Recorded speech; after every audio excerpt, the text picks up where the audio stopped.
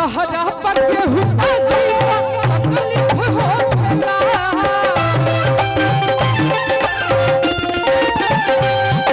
तहरा पके हुता तकलीफ हो खेला।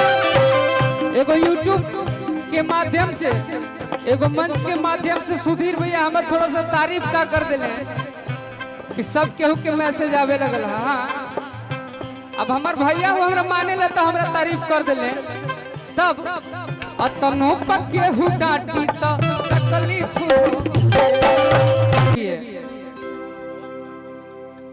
रणविजय भैया के लिए, प्रेमपाल भैया के लिए, सुधीर भैया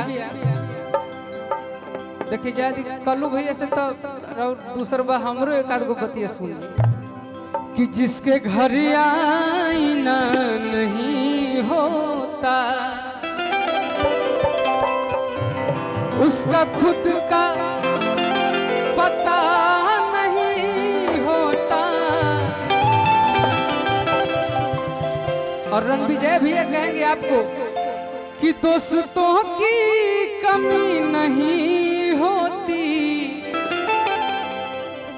कि हर कोई आपसा नहीं होता, हर कोई आपसा नहीं होता, जिससे घर आईना नहीं होता।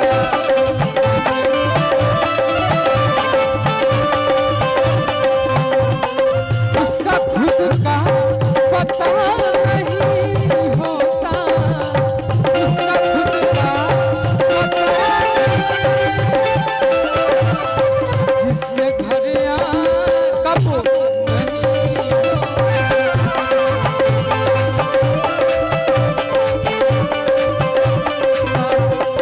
दोस्तों की कमी नहीं होती, दोस्तों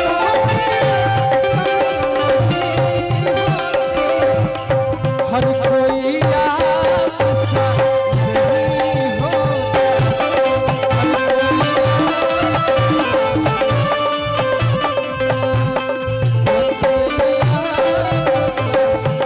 और ये सहारा कितनी होता है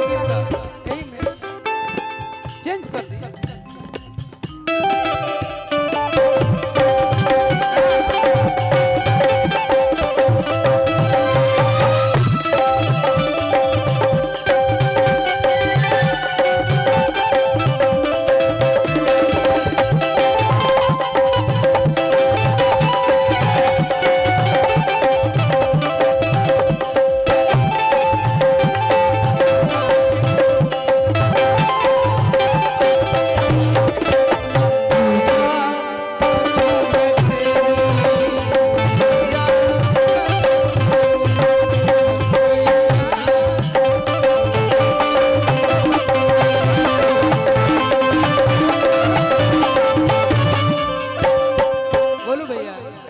चंद्र भैया माइक ले लिया हमारा से 1 मिनट में ही का रुकिए।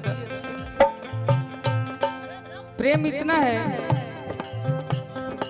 कि सुधीर भैया एकदम अस्थाई से कि तहरा के होता की तकलीफ हो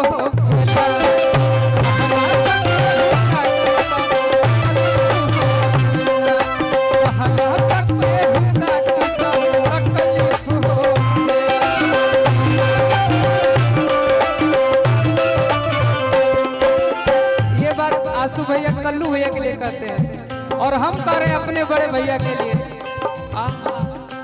तहरा पके हुता तकलीफ हो खेला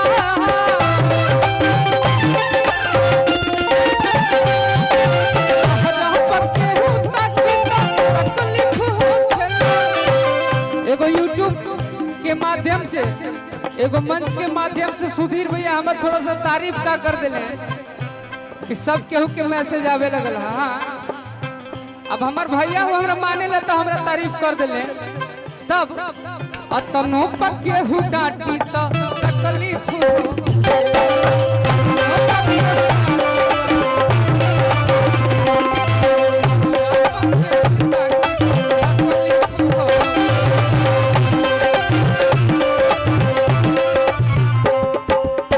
हर दीदार खातिर आई तो हर गली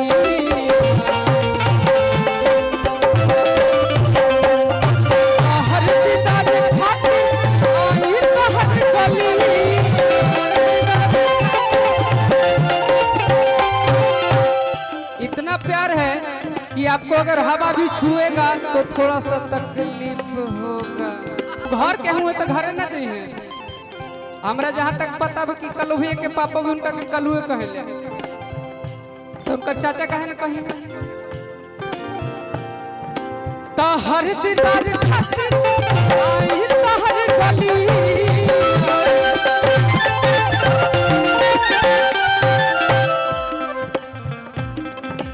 आसू भैया झर कोस के हुझा के तक